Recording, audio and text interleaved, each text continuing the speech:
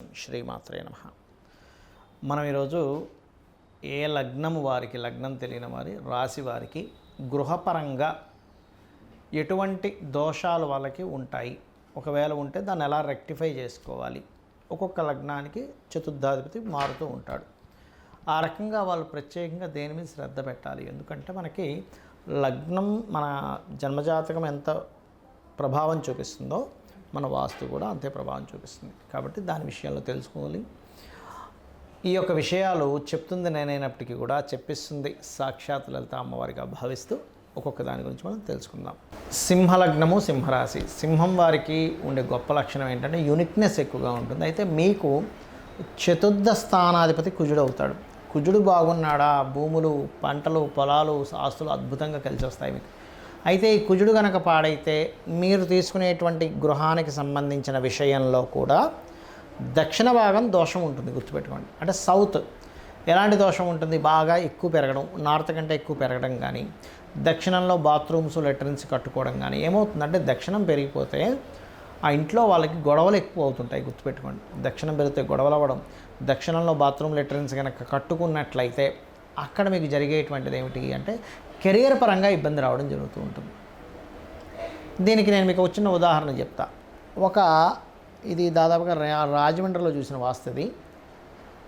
అతను కాంటాక్ట్ అయినప్పుడు ఏమంటే మేము భార్యాభర్త ఇద్దరము జాబ్ హోల్డర్సు, చాలా మంచి ఎర్నింగ్ కూడా ఉండేది. కానీ బాగా సంపాదన చేస్తున్న సమయంలో మేము స్థలం కొనుక్కున్నప్పటి నుంచి ఇబ్బంది అవుతుందని చెప్పాడు ఆయన. అంటే స్థలంలో ఏమైనా దోషం ఉందా అని అడిగాను నేను. అంటే దోషం ఏం లేదండి, బాగానే ఉంది, రెక్టాంగిల్గా ఉంది, కానీ ఆ స్థలం కొనుక్కున్న నుంచి దోషం ఉంది, మాకు ఆ స్థలం చూడడానికి రాండి ఒకసారి, ఎందుకంటే మాకు చాలా స్పష్టంగా అర్థమవుతుంది ఆ స్థలం కొనుక్కోకముందు నుంచి చాలా బాగుంది అన్నాడు ఆయన.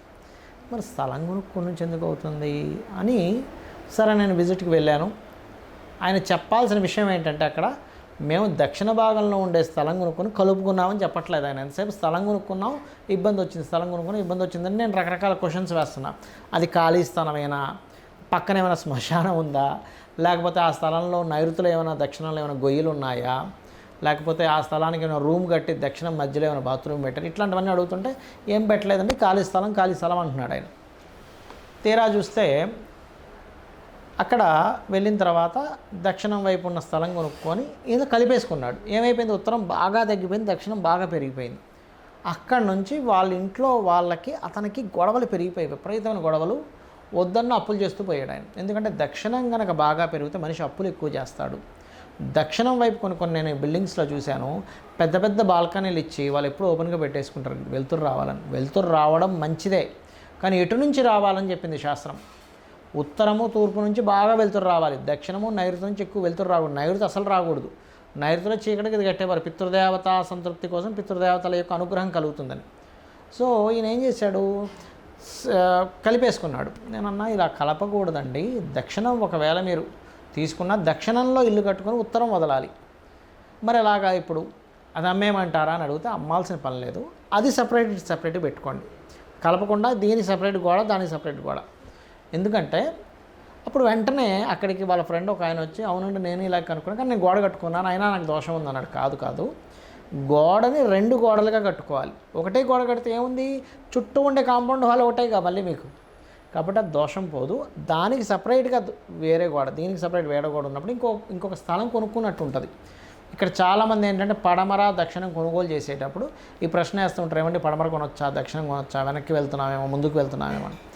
ఎందుకు ఉత్తరము, తూర్పు కొనాలంటారంటే వీళ్ళు కలుపుకున్నా ఉత్తరం ఎక్కువ ఉంటుంది లేదా తూర్పు ఎక్కువ ఉంటుంది. దక్షిణం కలుపుకోకూడదు ఎప్పుడు కూడా.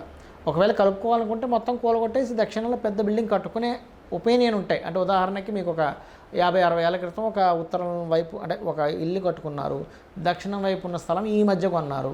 ఇది కూలగొట్టేసి మొత్తం కట్టే ఐడియా ఉంటే తప్పితే నార్మల్గా అయితే కలపకుండా సపరేట్ గోడలు కట్టుకోవాలి. సో ఇటువంటి తప్పులు మాత్రం ఎట్టి పరిస్థితుల్లో మీరు చేయకండి. మొట్టమొదటిగా వాస్తు చూసేటప్పుడు రఫ్గా చూడకూడదు. ఏదో ఇంట్లోకి ఎంటర్ అయ్యాము, ఎలా ఉంది, ఆగ్నేయంలో కిచెన్ ఉంది కదా, వాయువు ఎలా ఉంది, మాస్టర్ బెడ్రూమ్ నైరుతిలో ఉంది, ఈశాన్యంలో డోర్ పెట్టేసాం అనేటువంటిది అసలు పనికి రాదు, గుర్తుపెట్టుకోండి. పాయింట్ నెంబర్ 1, మీరు ఎప్పుడు వాస్తుపరమైనటువంటిది చూసుకున్నా మీ పేరులో ఉండే మొదటి అక్షరాన్ని బట్టి వర్గు నిర్ధారణ చేసుకొని ఆ డైరెక్షన్ తీసుకోవాలి. అంతేగాని తూర్పు ఉత్తరం చాలా మంచివి, దక్షిణం ఆగ్నేయం మంచిది కాదనే, దక్షిణము పడమర మంచిది కాదనేటువంటి ధోరణిలో ఉండకూడదు. శాస్త్రంలో ఎక్కడా చెప్పలేదు అలాగా.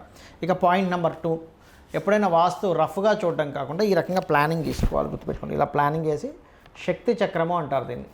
ఈ రకంగా శక్తి చక్రాన్ని అప్లై చేసి ఇలా పెట్టి అది ఎన్ని డిగ్రీస్ తిరిగింది. మొట్టమొదటిగా ఏంటంటే ఏదైనా ఒక వాస్తు గృహం మనం చూసేటప్పుడు 2 రకాలుగా చెక్ చేసుకోవాలి. ఒకటి ఇంటర్నెట్లో అక్కడ లొకేషన్ తీసుకొని ఎన్ని డిగ్రీస్ టిల్ట్ అయింది, లేదా మాన్యువల్గా కూడా మనం మంచి కంపాస్ తీసుకోవాలి. ఏదో చిన్న చిన్న కంపాస్ వల్ల సరిగ్గా రాదు.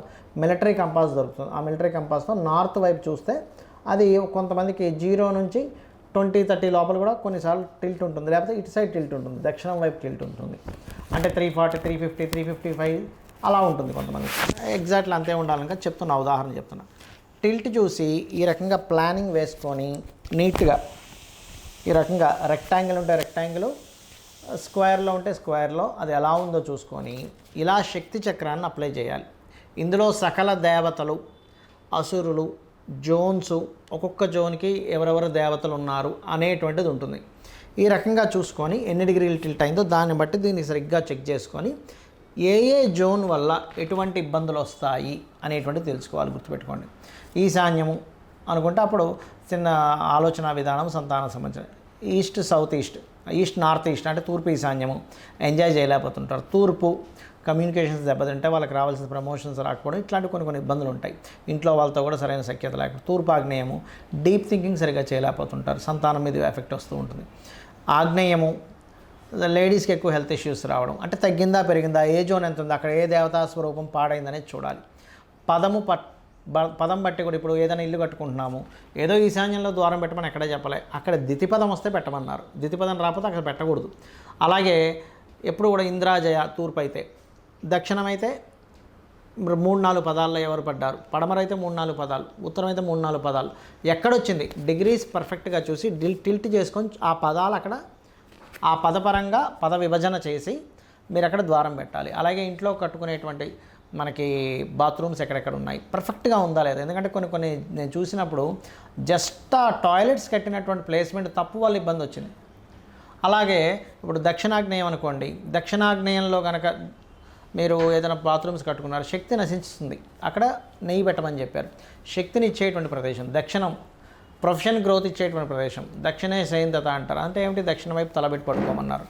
దక్షిణ నైరుతి, దక్షిణ నైరుత్యో హృదయ పురుషత్యాగ మందిరం, అక్కడ బాత్రూమ్స్ కట్టుకోమని చెప్పాడు శాస్త్రంలో. విశ్వకర్మ ప్రకాశిక అనే గ్రంథంలో చాలా స్పష్టంగా ఈ విషయాలు ఉన్నాయి.